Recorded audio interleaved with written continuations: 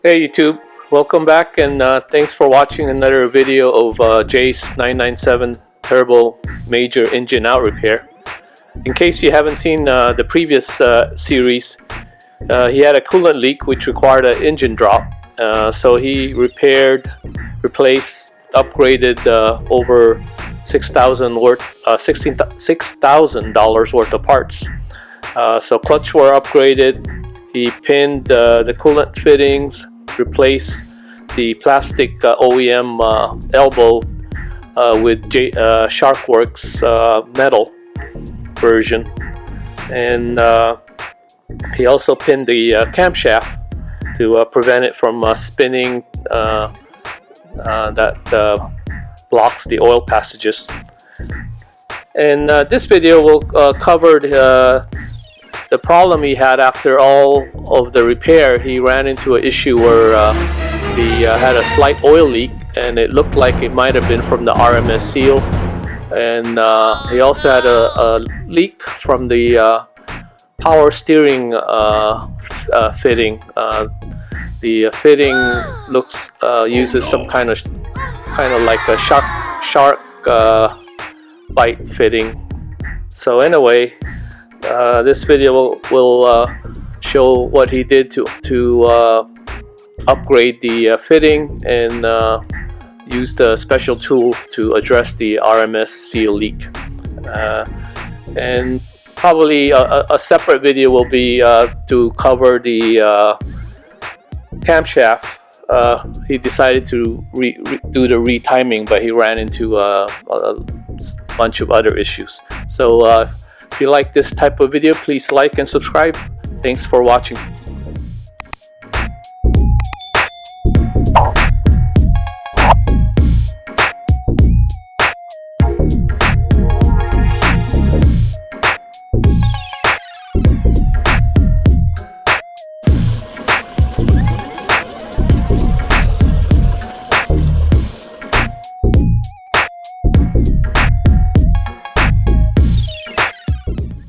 Just going to document the first steps of removing the engine.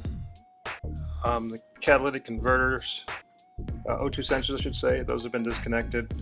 There's the connector sitting on top of the engine. As you can see, the tensioner has been released. Alternator is free. I have to remove the oil filter housing and the oil filter. The throttle body's got to come off. The coolant pipe, as you can see there, is disconnected. Same with the other side. This side, same thing with the O2 sensors are unplugged. The engine harnesses will get unplugged tomorrow, and then I'm going to remove the power steering reservoir, the fuel cooler lines, and then the evap lines, and then all the fuel filter lines will come off. Obviously the Y pipe and the air box have been removed as well.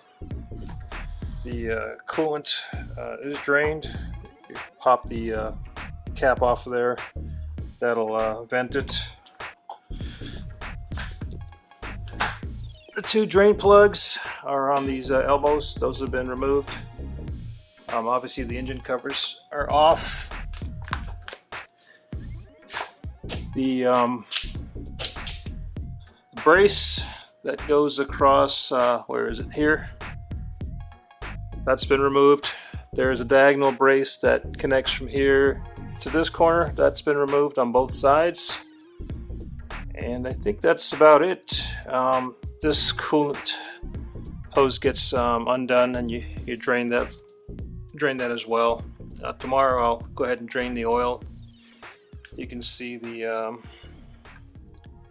result of a leaking rear main seal. Here it's just kind of got oil sweat just about everywhere across the transmission.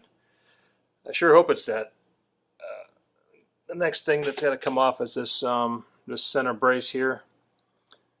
That'll come off in tomorrow morning. Actually, tomorrow after work. I spent about 2 hours on this today. The turbos are undone. Plan to just drop the engine with the exhaust as I did last time. Okay, that's it. Another issue with these cars and why I have the engine out the second time was the power steering lines were leaking. This line here, as you can see, it's got a little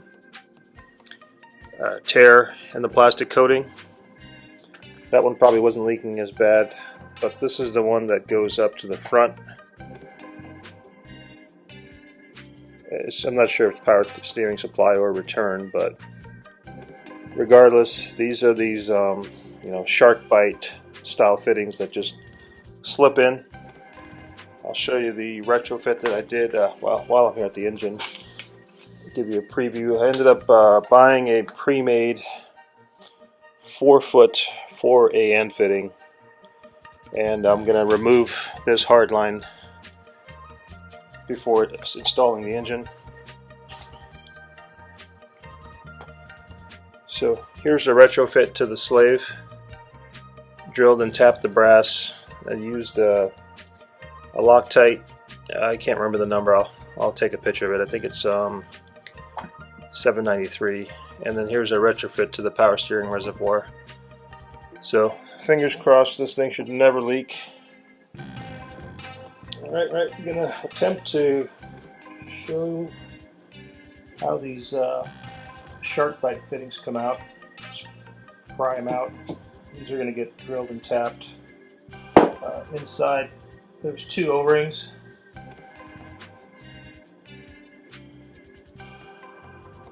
Seems like a black and a green. These are the ones that get some abrasions on them and start leaking, or they just may be old from age.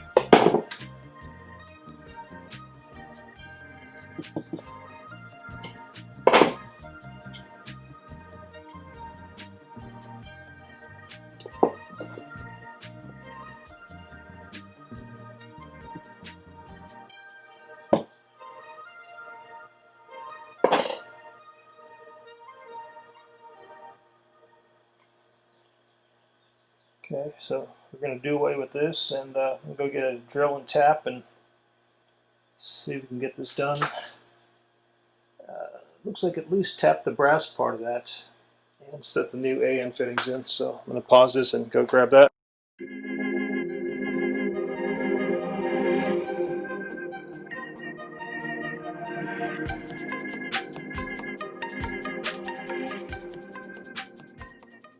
Anyway, here's the spec sheet on the Loctite I used. It's a Loctite 592, so it's a correction.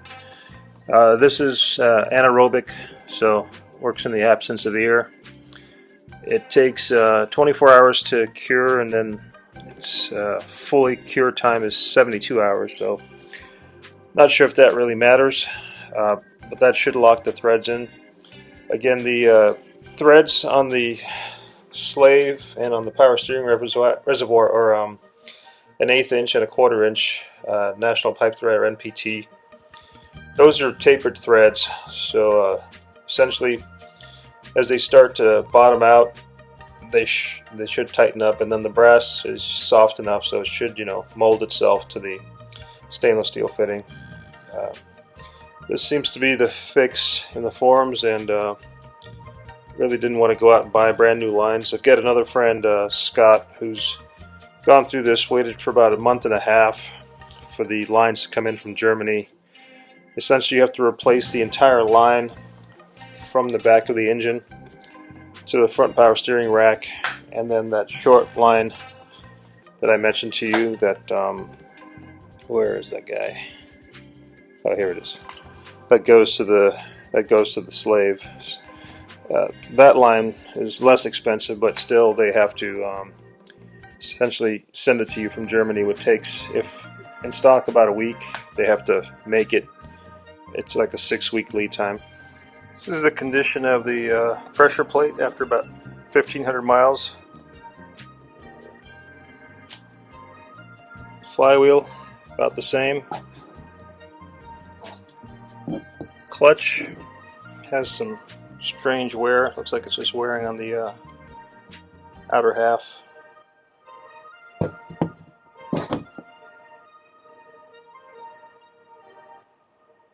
Same thing with this one, I guess. Must not be fully broken in yet. I'm not sure.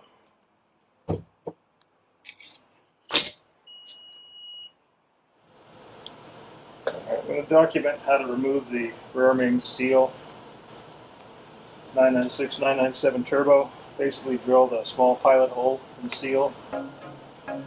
This is directly out of the factory manual. Put in a sheet metal screw. Then you need a dent puller of some kind. This is something fairly inexpensive that I bought.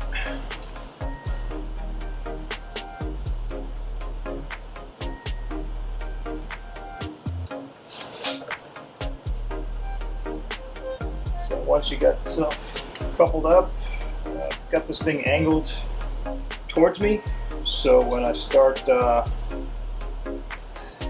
using the slide hammer here, it should just pull right out. Get this light out of the way.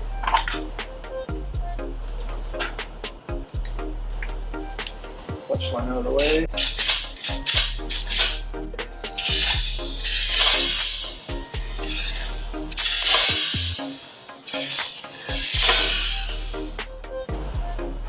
That's it.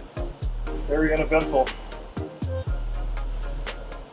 So I'm going to measure the depth of this seal versus the actual insertion depth. The new tool actually is a factory tool.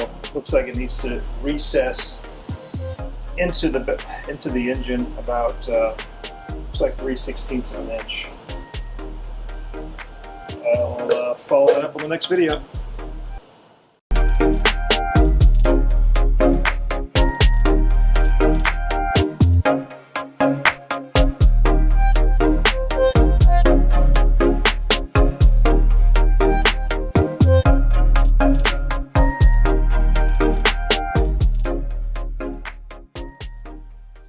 So I've removed the RMS in the previous video. Went ahead and cleaned this thing off, with the white scouring pad, just to get any of the old material off there. I don't really see any discoloration on this thing, but I'm going to probably hit it one more time, make sure it's perfectly clean, and then get ready to put the rear main seal in. There's no residue on this towel, so I'm going to say it's pretty clean. Alright, I've got the rear main seal removed, cleaned. Got the special service tool. Obviously the little notch will go with this keyway. Go ahead and tighten this down.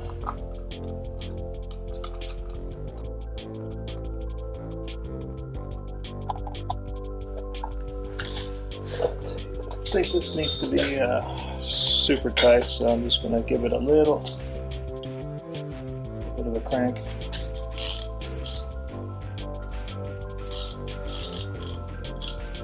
The only reason is because I'm going to be pulling against this plate to push the seal in. So now that that's in, I'm going to give this thing a quick shot of just using 70% IPA here to clean this thing. I've previously cleaned this little holding ring, so I'm going to go ahead and snap this on. And then this is a brand new Porsche RMS that furnished by my good friend Jim. You can also go ahead and, even though I haven't touched this, you can go ahead and spray this down, just in case there's some kind of reason this is super clean.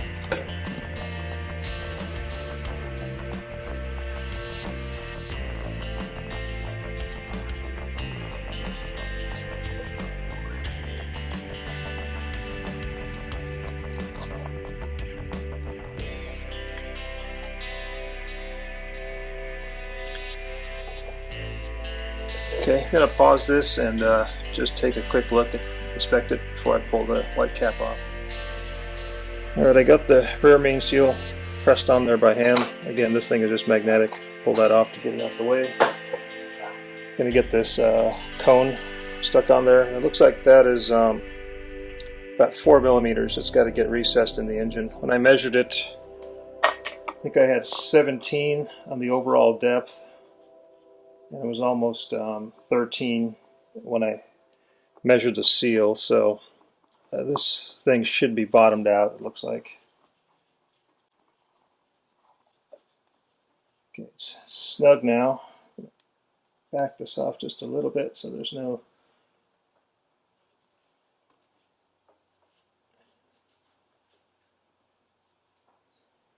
let's see how that turns.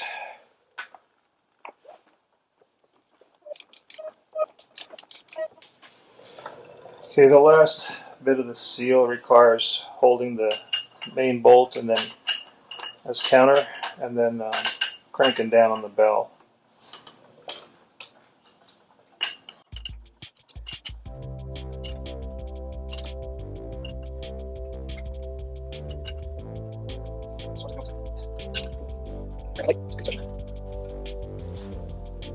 Looks pretty flush there. Give it another half turn if it'll take it. I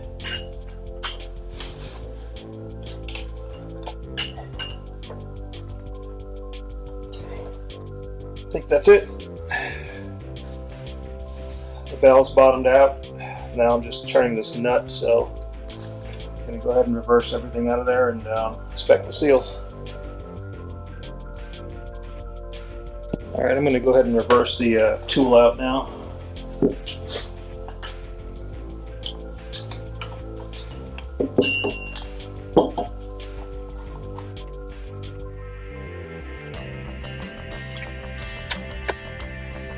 Not sure if this is going to come out on video. I'm going to go ahead and pull this plate off so you can see a little better, but there you can probably see the seals recessed in a little bit.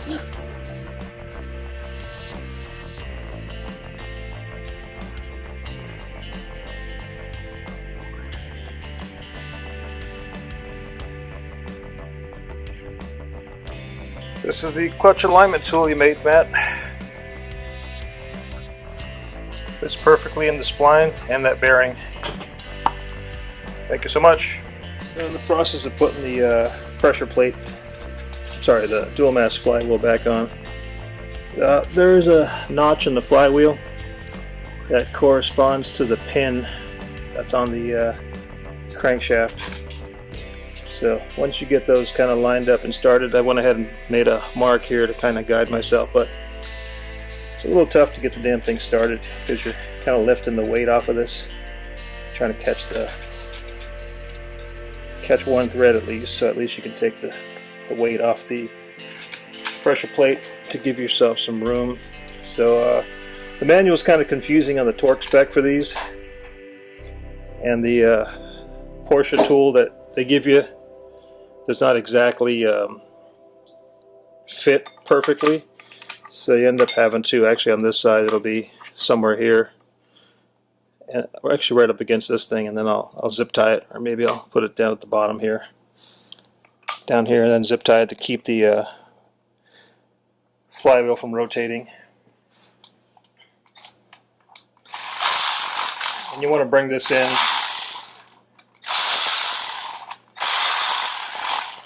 like everything else on the corner, crisscross pattern.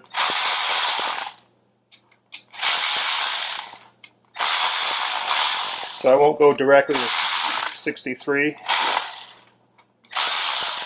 Probably start off at 15, and then just go in 15-degree increments after that. So once I get this thing snug down, stop the camera and get the torque wrench out. Okay, that's it. I'm going to go ahead and set up the lock tool and torque this down to 63 foot-pounds. I'm going to number these so I can remember the order. Basically the manual gives you a torque order, but it's essentially a star pattern. Alright, I went ahead and torqued this in 3 segments. Final torque was 63. Went ahead and numbered the bolts and just went in star pattern. So I'm going to spray down the flywheel with some brake clean and then go ahead and mount the clutch and pressure plate next. I'm going to attempt putting the clutch in. Basically just set it on top of the pressure plate. Use your clutch alignment tool.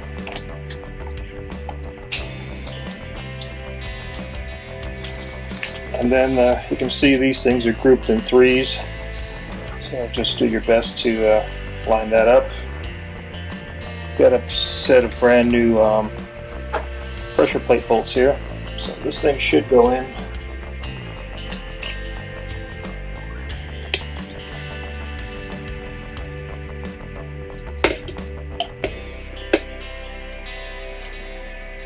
Not too much of a struggle.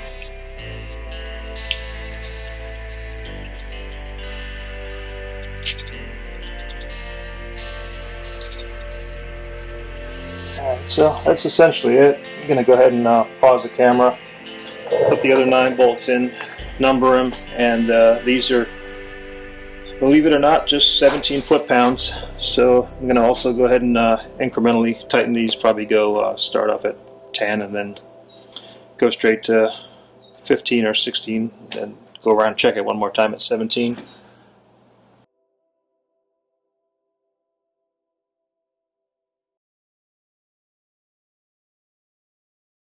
Keep an eye on this chain here and the sound.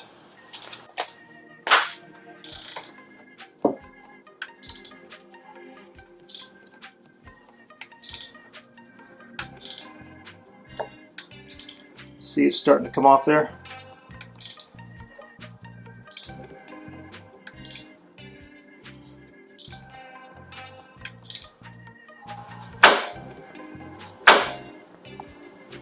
That's the clanking noise I was describing.